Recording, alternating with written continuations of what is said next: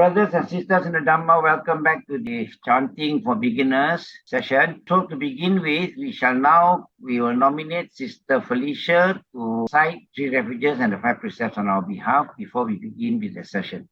Over to you, Sister Felicia. Brothers and sisters, let us all compose ourselves, put our palms together and recite together. Namo tassa bhagavato arahato samma sambuddhassa. Namo tassa bhagavato arahato samma sambuddhassa. Namo tassa bhagavato arahato samma sambuddhassa. Buddhang saranang gacchami. Dhammang saranang gacchami. Sanghang saranang gacchami. Dutiyampi buddhang saranang gacchami. Dutiyampi dhammang saranang gacchami. Dutiyampi sanghang saranang gacchami. Tatiyampi buddhang saranang gacchami.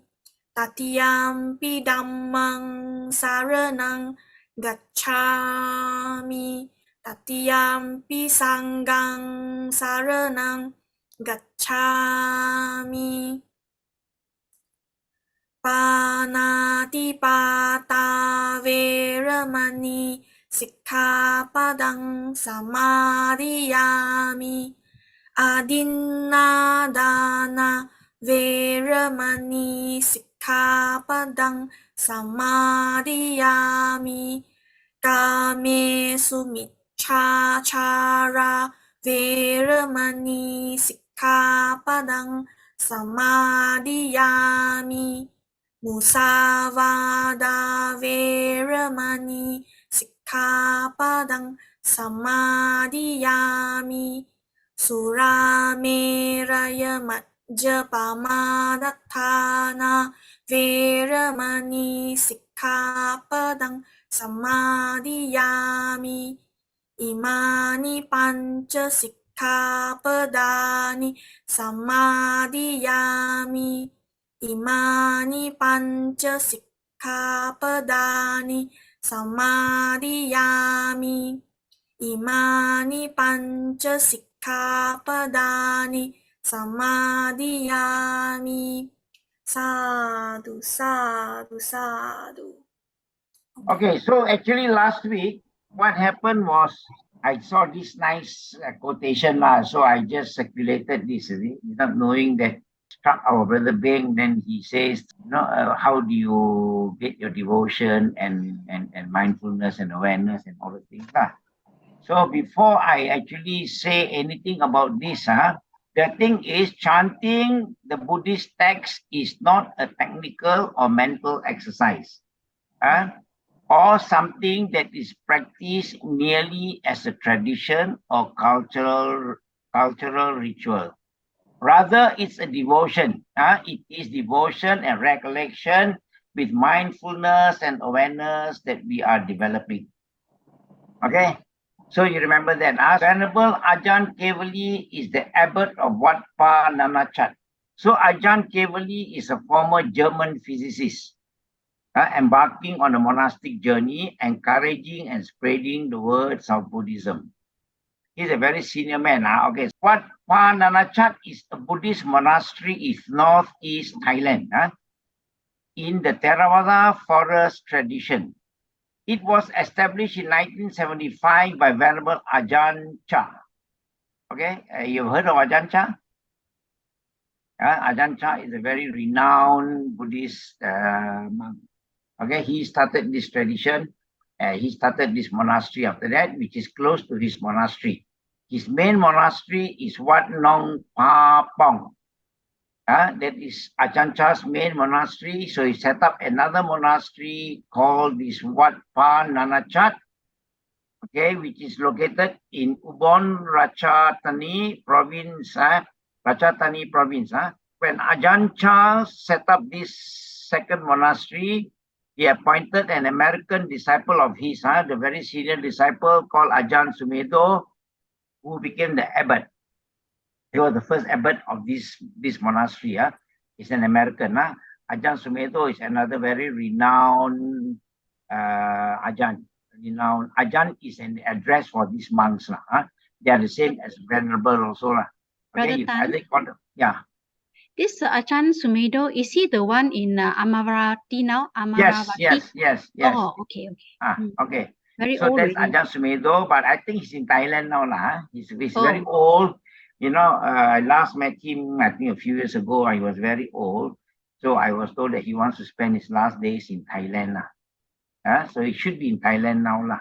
Okay. So the aim of the monastery is providing English-speaking people the opportunity to train and practice a simple and peaceful lifestyle that the Buddha taught his monks in the forest over 2,500 years ago.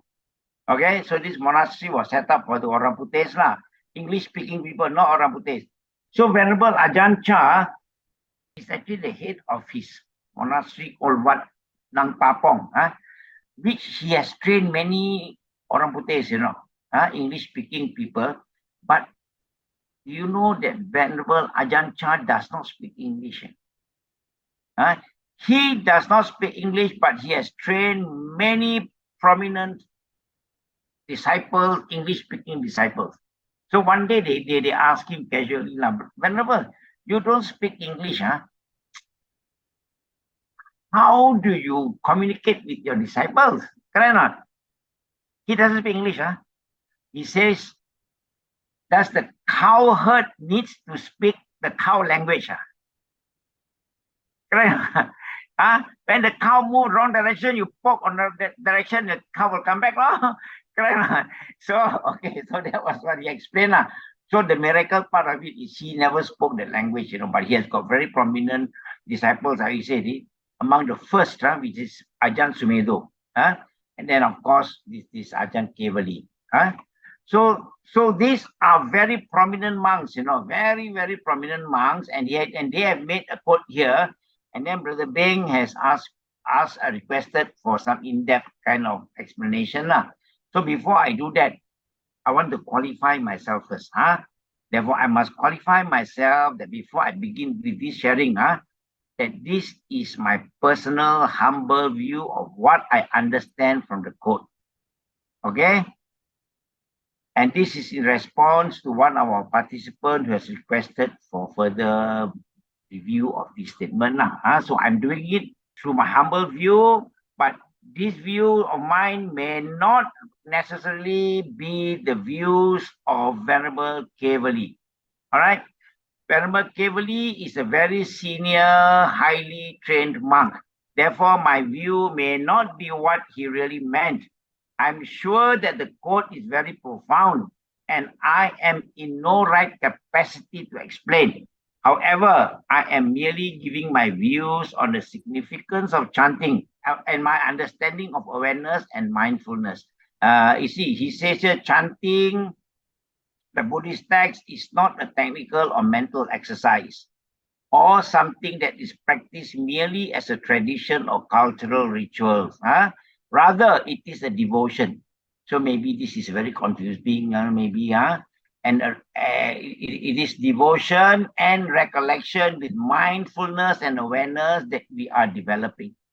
So that's what Brother Beng wants to actually know.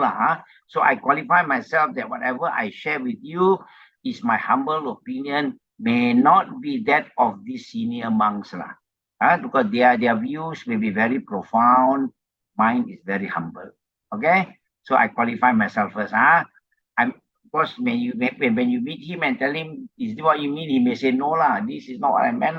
Bertan just merepek only. So Beng, Brother Beng, our brother says, fully agree with this. When we posted this, I didn't expect this response, but it's very nice, very interesting that people can ask you a request for detailed explanation and all those things. Very nice, because that way I learn more. See, so Brother Tay says fully agree with this. How to achieve this devotion and recollection with mindfulness and awareness? So very interesting So it's how to achieve this So I'm sharing this from my little view. Not maybe it may differ from that of Venerable Kevali. Okay. So last week, remember, before we started this session, I have stressed that we don't take chanting as a ritual. If you remember, I said that this chanting that we learn here is not a ritual.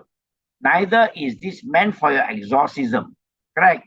We are merely practicing how the Buddha taught. During the Buddha's time, he taught the Dhamma through the word of mouth. Correct? He did not write it down. Okay? He did not allow them to write it down, put it this way. There were no, maybe some people say that maybe there is no facility to write down, but I don't believe so. But he did not want them to write it down, because if you write it down, you may interpret the way it's not being spoken that way. So it can become very dangerous. So you speak the Buddha taught by word of mouth. Okay, what he recited, the listeners will listen. Okay, and then these senior monks will go back and teach their disciples exactly what the Buddha has taught by word of mouth. They memorize it, they memorize, and that is why it is called the Banaka system. So the Buddha's teaching was done through the Banaka system, which is actually by word of mouth through the recital of these suttas, we believe. Okay, so that's how these suttas are kept intact after the Buddha has passed away for 2,500 years. Okay, when the Buddha passed away, how was it kept intact? 100 days after the Buddha passed away, they called for the first council, and then they recited what they know about the Dhamma. They got Venerable Upali to recite on the Vinaya Pitaka, and Venerable Ananda to recite on the Sutta Pitaka. Okay, there's no mention of Abhidhamma here. Okay, so these two recited, and the 500, the rest of the remaining Arahants, that total of 500, that means 499 of them agreed. When Venerable Ananda recited, they all agreed that yes, that was what we heard also, confirmed to be true. And then when they recited the Vinaya Pitaka, the rest of the 499 say, yes, we have agreed. Yes, that's what the Buddha taught. So this is how it was authenticated. Okay, so 100 days after the Buddha passed away, they had this council, and they know that yes, the Buddha recited this, the Buddha taught us this, and recited correctly by these two great disciples. Okay, so that's how it's kept intact. Then 100 years later, they got another second council, and then they still sat there, and they still authenticated the same way. They got all the specialists, all the Arahants were there. Again, they recited, and they confirmed, yes, that is true. So this is what we call how it was authenticated. Then they've got a third council, the same thing happens. In the fourth council in Sri Lanka, they wrote it down. So today we are lucky it was written down. So now it is intact, written down carefully. So now the teachings of the Buddha kept intact, now only through writing, after about 450 years after the Buddha had passed away. Earlier on, it was only by word of mouth. And this is the method, it was kept intact through the recital of suttas. So I have we have discussed last week that our purpose of chanting is to recall, to learn the Buddha's teaching in the correct way, that the Buddha used the same language that we are chanting.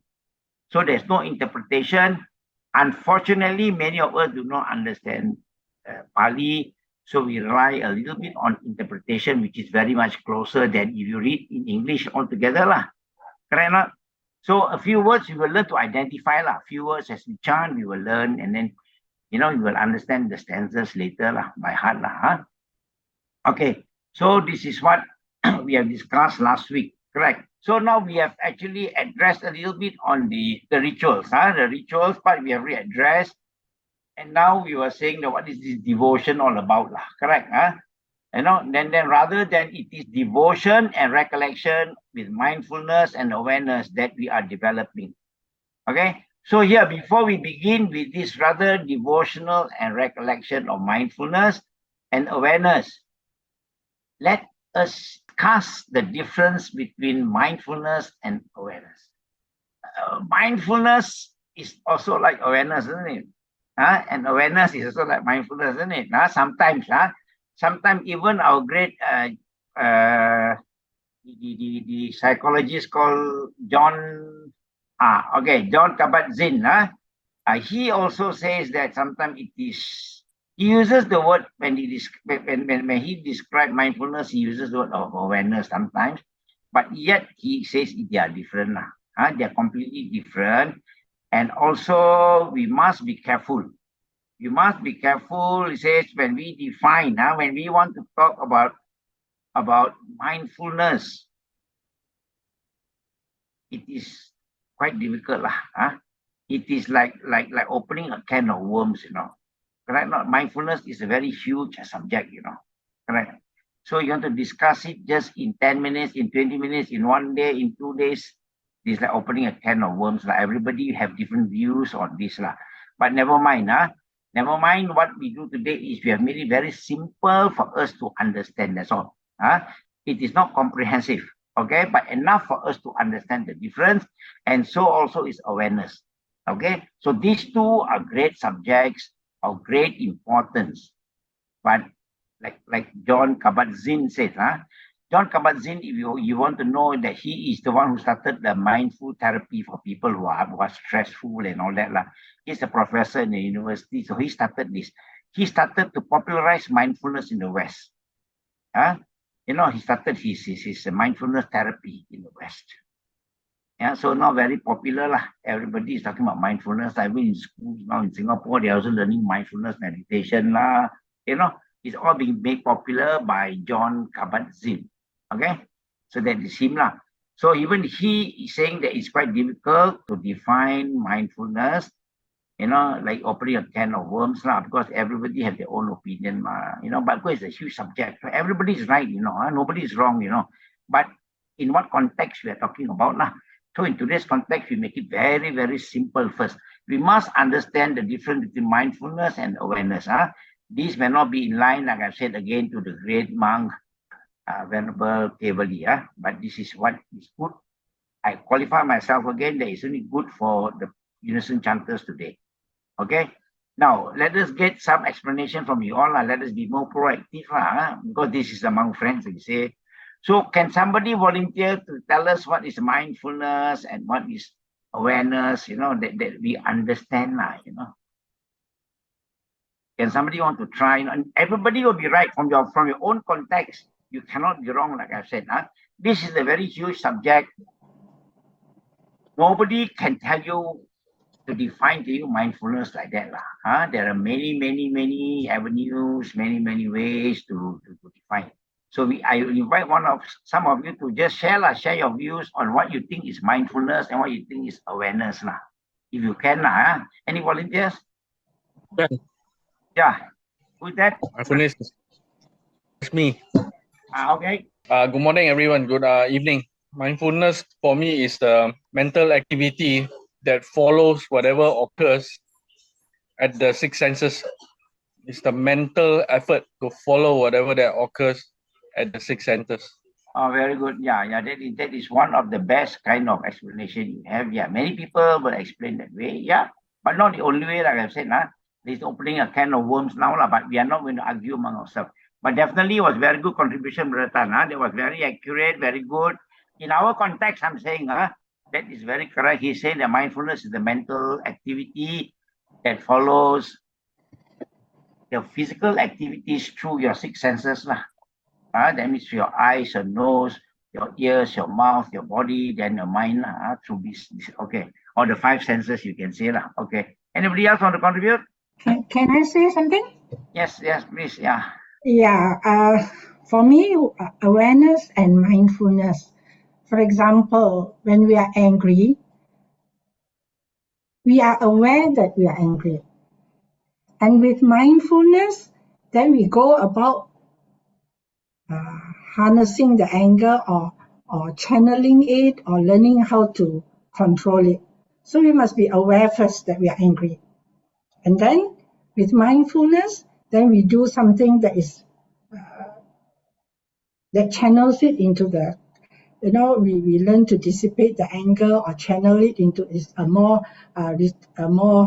resourceful situation instead of just I think that's it. Yeah, very good. Okay, another good explanation is that that is, you must be aware that you're angry, then you be mindful of overcoming that anger. That is what Siu Fong is saying, which is also very, very, very correct way of explaining. Looks like I've taken too much of your time, Okay, go quickly and finish it a bit. Okay, anybody else?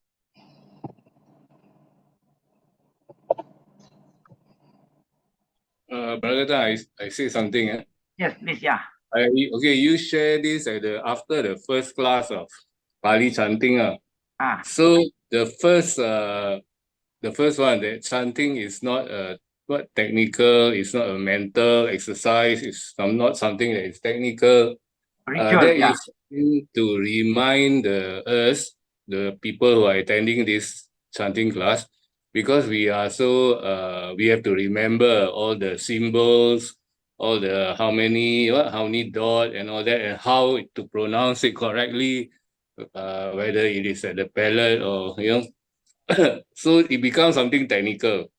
It's like studying another language. So what you are reminding, or what this Ajahn is reminding us, despite our study of this Pali language, how to pronounce correctly, we should remember that it is not something that is technical.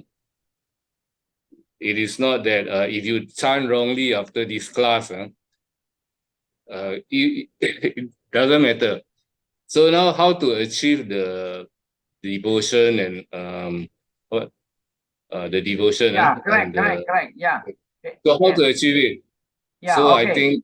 I think the answer is practice. Okay, no. Actually, yes. Even after the class. Okay, good.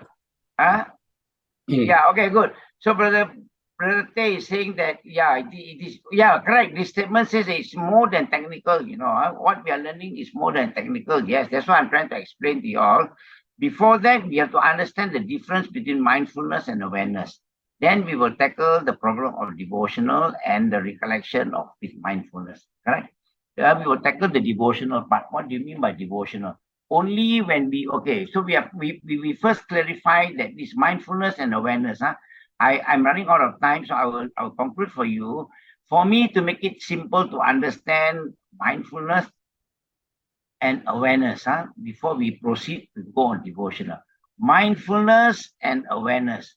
You see, awareness is supposing I'm chanting correct. Since we are chanting, okay, supposing I'm chanting, correct, and then you hear me chanting Namo Tassa Bhagavato Arahato Samma Sambuddhassa. So then you become aware, like what our brother says earlier, our brother Tan Sisi says.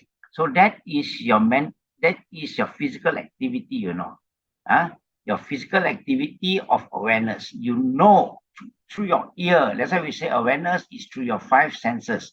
You are aware that somebody is chanting through your ear. You know he is chanting.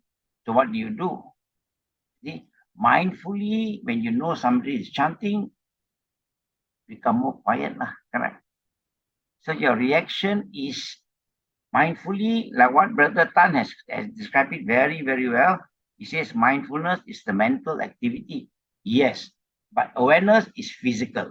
Okay, when you use your 5 senses, you hear somebody chanting, it strikes your mind, you become very mindful, you become very quiet. Let him chant quietly.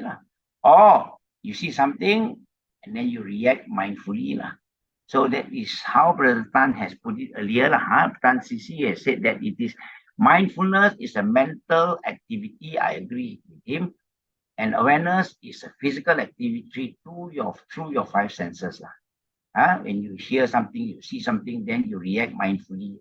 Okay, example, I think chanting is the best example. You see somebody chanting, you hear somebody chanting, you see him sitting down there chanting, you keep quiet. Correct. When I'm talking, you know that I'm talking now, so you all keep quiet and listen. So that's mindful. You're aware that somebody is talking, You become mindful and you listen. So I think that is the best for us to understand today lah. Okay, then you come back to the word devotion. How? Okay, the question is how do we make this chanting become devotional? Okay, example of devotional. Example is, see, when you learn later, salutation to the Buddha, the Buddha Vandana. When you recite the Buddha Vandana, I do not know, many of you know the Buddha Vandana, but maybe some of you are new. It is about Itipiso Bhagava Arahang Samma Sambuddho Vidya Charana Sampanno Sugato Loka Vidu Anuttaro Purisa Dhamma Sarati Satta Deva Manussanang Buddho Bhagavati. So when you chant this, to be devotional about it, when we chant this, we must know that we are reciting the 9 virtues of the Buddha. Correct? So you know that when you chant Itipiso Bhagava Arahang, he is an Arahant, you know. Correct? So you must remember Arahant means he's an Arahant. We're describing the Buddha, the 9 virtues of the Buddha. The first virtue is an Arahant Samma Sambuddho. He is fully enlightened. And we again continue, we say Vijja Charana Sampanno, is endowed with knowledge and virtue. Correct? So you must know, so this is the devotional part. Now we know that we are saying that he is also endowed with knowledge and virtue. We say he's a Sugato, well gone beyond. He's a Loka Vidu, he's a knower of the worlds. And he's a Anuttaro Purisa Dhamma Sarati. He's a guide incomparable for training of all individuals, any kind of individuals, including Angulimala, he could train. Correct or not? The serial killer also he can. So we must reflect on this lah. And then we say Satta Deva Manussanang is the teachers of God and men. He's the teacher of gods and men. And he's the Buddha. Buddha means he's enlightened. Buddha is the principle. The stem word is Buddha. We have discussed this last week when somebody was asking me. Buddha is the stem word, but when it's used in a nominative format, he is called a Buddha. So he's Buddha, he's enlightened. And then we say the Bhagavati is holy. So now we know the 9 qualities of the Buddha. So when we chant, we must be devotional. Correct? We must be devout about it, and we must be full of devotion, saying that we will try to emulate him if possible Practice a bit of what he can do and try to emulate him So that is how we become devotional about this And there are many suttas. We will continue next week. I don't want to take too much of your time on this. We may continue this more on the devotional part. How do we chant it devotionally So now we understand at least today we have covered our takeaway is at least we know that the difference between the awareness and mindfulness. Simple way to identify, not comprehensive. This is very simple way. And also when we chant the 9 virtues of the Buddha Vandana, we must reflect on its 9 virtues. And we don't chant it as a song. We chant it with meaning. Itipiso Bhagava Arahang. Then we must reflect that he's an Arahant Samma Sambuddho. Can I ask? Yes. Can I ask if devotion means recollection with a certain amount of emotion? Certain amount of devotion is recollecting? Recollection with a certain amount of emotion or a certain amount of respect, or with that affective entity inside. Yes, in a way, yes. Okay, we will touch on that next week when we go to devotion. Later I will go on also the mood, later we will understand that as because today I've taken a lot of extra time, okay, correct. Devotion means we will try to understand it with some sense of attachment to what we are chanting that we know that he has these qualities, that we must try to emulate these qualities not blindly chanting for protection or chanting as a ritual. Right? Not merely chanting it as a ritual because we think it is very good. No, but with meaning, with understanding the meaning, and then we must try to emulate what he is At least we try to emulate some of the qualities So that is what we will mean by devotion. But we will go more in detail on this next week maybe. When we have more time. Because I think I've taken too much. I intended only 20 minutes, but looks like maybe end of the day we can ask more questions. So with that, I think thank you very much for your attention, but I will continue with the benefits later. Next week, actually weekly, I will just touch on this. Because for teaching purposes, I think we have got very competent senior people who can teach you. So I do not want to be fully involved that way. So we will now leave you to the breakout rooms on the various facilitators will be there. Okay. You go slow a bit, don't rush. Because when they have long syllables, you have to go long, drag long. Panatipata, Veramani, Sikha, S-I-K, Sikha, Padang, Samadhiyami, Adina, Dana. Adina is short. Adin is short sound. Adina, Dana. All right.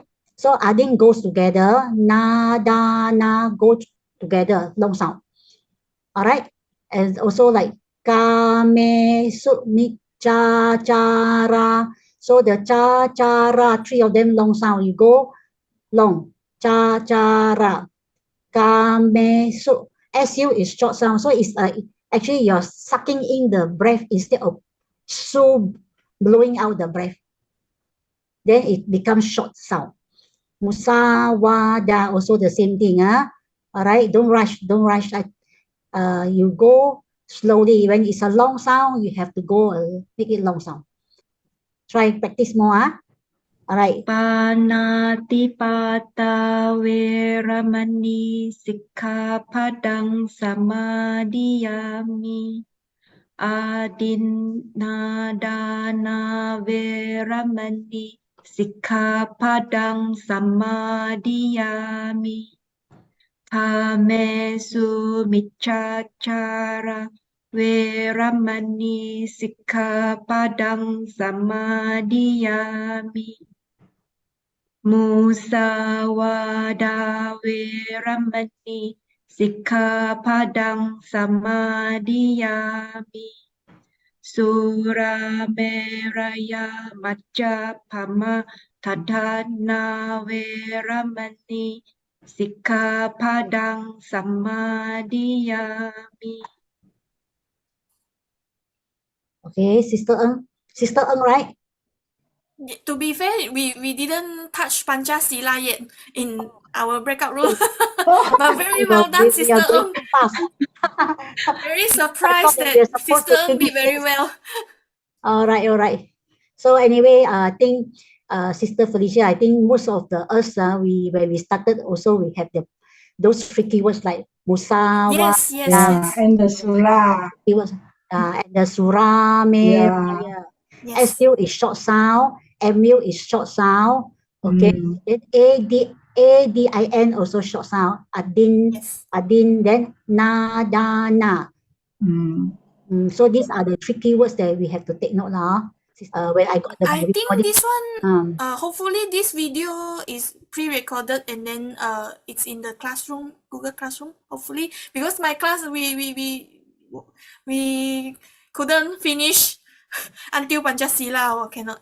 Okay. So hopefully this one we have the video lah. The situation to Brother Tan, whether next week we want to continue with Panchasila because we have to let everyone have a chance to learn. Yeah. Brother Tan. I think next week they can chant all 5 at one go. Then it'd be nice. It'd be good for them. They're quite fast actually. Brother. Okay, what is important here is maybe briefly we will explain to you what we have done. We have taken refuge in the Buddha, Dhamma, and Sangha, which is Buddhang Saranang Gacchami, Dhammang Saranang Gacchami, Sanghang Saranang Gacchami. So you know the meaning of taking refuge means we have full confidence in the Buddha. The meaning means you must have that confidence, the devotional part must be there also. That means when we say Buddhang Saranang Gacchami, Dhammang Saranang Gacchami, You must have full confidence, then you have taken refuge in the Buddha, Dhamma, Sangha. What is the advantage? Who's doing screen sharing? You can stop your screen sharing. So what is the advantage here is when you take refuge in the Buddha, Dhamma, and Sangha, the Buddha says you will not be reborn in the four woeful state. You will not be reborn in Avicii hell. That is the worst one that's burning all the time. You will not be reborn as a hungry ghost. You will not be reborn as an animal. You will not be reborn as Asura. Right? This four woeful state, you are cleared. But that does not mean you simply recite Buddhang Sarang Gacchami, Dhammang Sarang Gacchami, Sanghang Sarang Gacchami. That doesn't work. You must have full devotion. That's the devotional part. When we recite Buddhang Sarang Gacchami, we must be fully devout, fully saying that I have full confidence in the Buddha. I take refuge in the Buddha. And when we say Buddhang Sarang Gacchami, then when you have the full confidence, you recite that with full confidence, then you will not be reborn in the four woeful state. Okay, meaning again, the other way is you have become a Buddhist. To become a Buddhist is to recite the three refuges. That means to say that you take refuge in the Buddha, you take refuge in the Dhamma, you take refuge in the Sangha. So that is the significance of Buddhang Sarang Gacchami. Dutiyampi Buddhang Sarang Gacchami, Tatiyampi Buddhang Sarang Gacchami. Okay, so this part no question. But must recite in full confidence. Then the Buddha says that you will not be reborn in woeful state. Yeah. Then the Panatipata, the Panchasila. Okay, Panchasila, okay, the interpretation that we have there is quite accurate. We abstain. Okay, Panatipata, no killing, Veramani, Sikha, Padang, Samadhyami. What it says here is actually Sikha Padang is the path that you have chosen. Path, Sikha Padang, Samadhyami, which is actually having taken upon Sikha Padang. Sikha is training, Pada is path. Having taken upon the path of non-killing. That means it is not a commandment, We must remember that Buddha does not give you commandments. The Buddha didn't say, thou shalt not kill, you must not kill. No. The Buddha says you refrain from killing as the path that you are undertaking. That is for your own spiritual cultivation. Buddhism does not force you to do anything because the Buddha is not a god. Don't forget. Buddha is not almighty that can punish you. You don't listen to him, he'll punish you. No. The Buddha is full of loving kindness, but yet the Buddha says that nobody can actually absolve you from your bad karma. Nobody can save you from all this. All this can say all are not true. The Buddha says nobody can save you but yourself.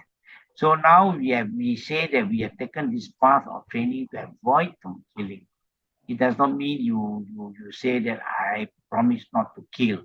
You never promise not to kill. You have saying that you abstain from killing.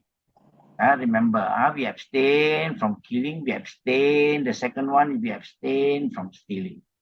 Okay, we have taken the path to abstain from stealing. That is a training path. Training what? Training our mind not to be greedy. Correct. You're training your mind not to be greedy when you say that you abstain from not stealing. You say you abstain from not sexual misconduct. Okay? When we are married people, you can have your spouse with you, but otherwise don't misbehave yourself. That's all. Then we say that Musawada means we abstain from telling lies. And last is the more tricky one is the Surameraya Majja Pamadatana Veramani Sikhapadang Samadhyami. Now, one interpretation we have here, which is very clear. Sura means wine. Okay. Meraya means intoxicant.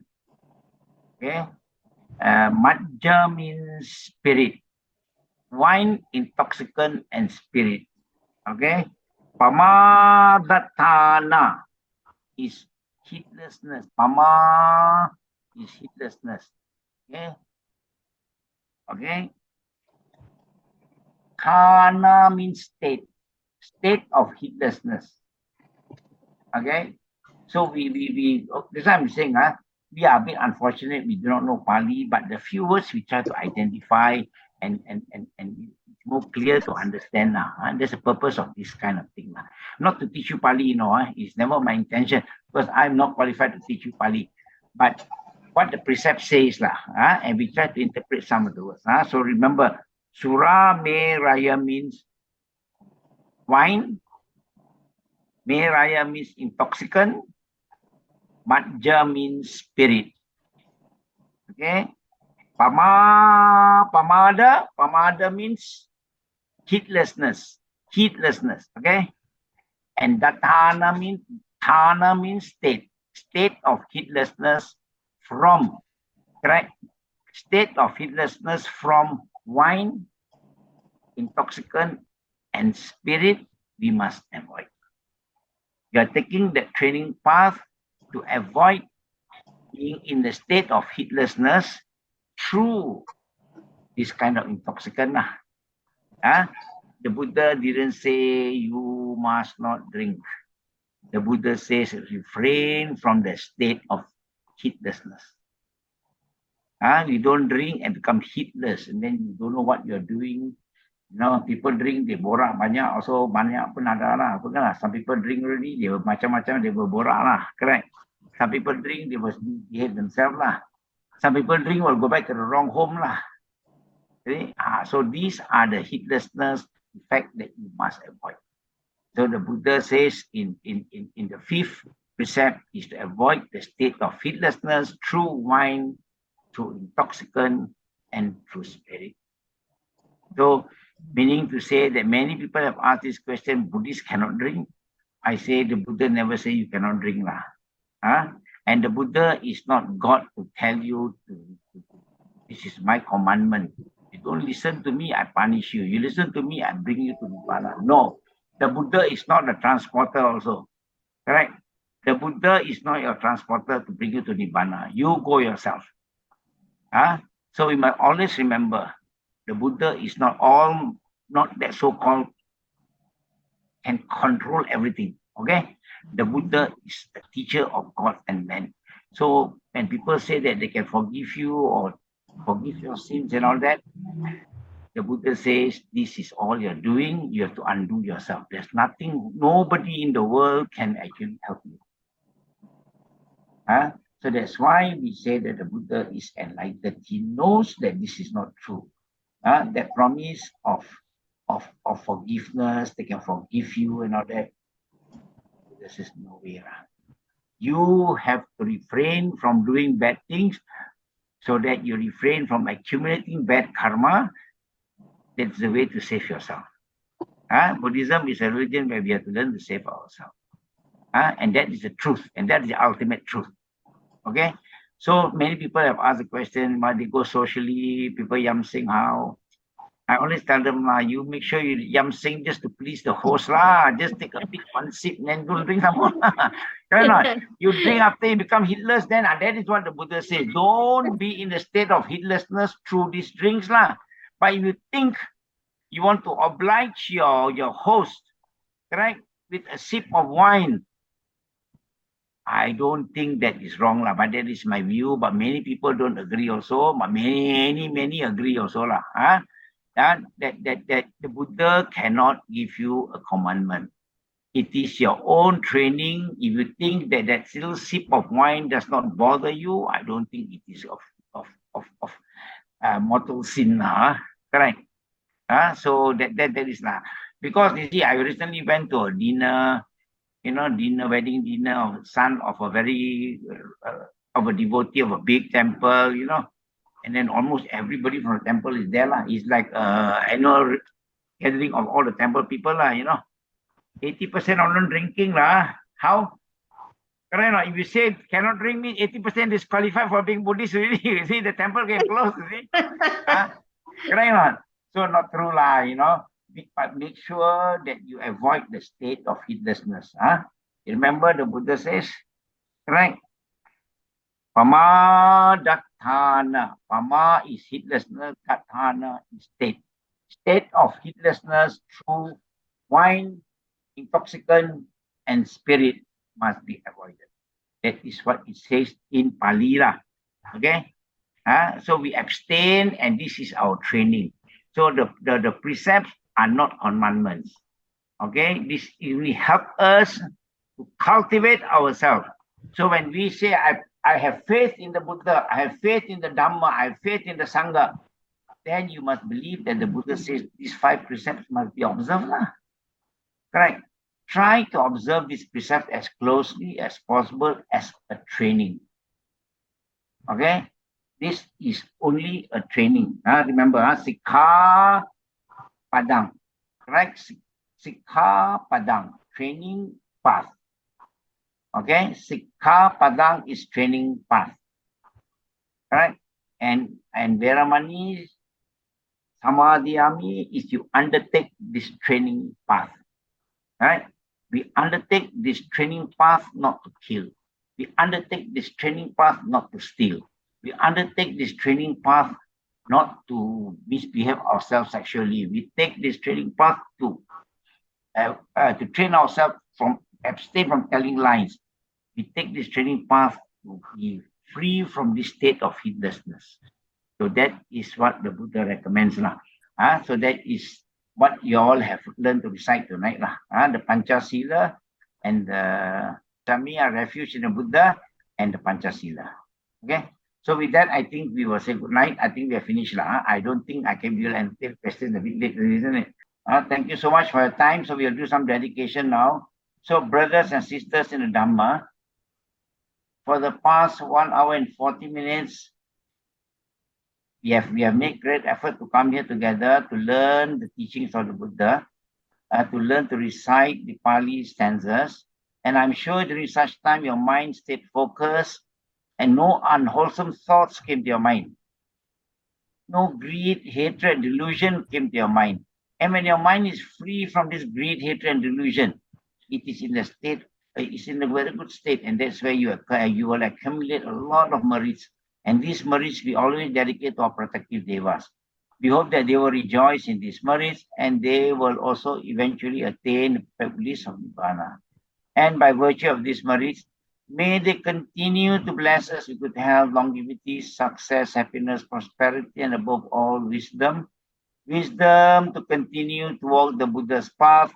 Wisdom to face all the challenges in life. Wisdom also to realize that all these challenges in life are impermanent, they can be overcome. Okay, then we also must not forget to recall to mind the names of loved ones who are no more with us, and also to all our previous ancestors whom we have never met before.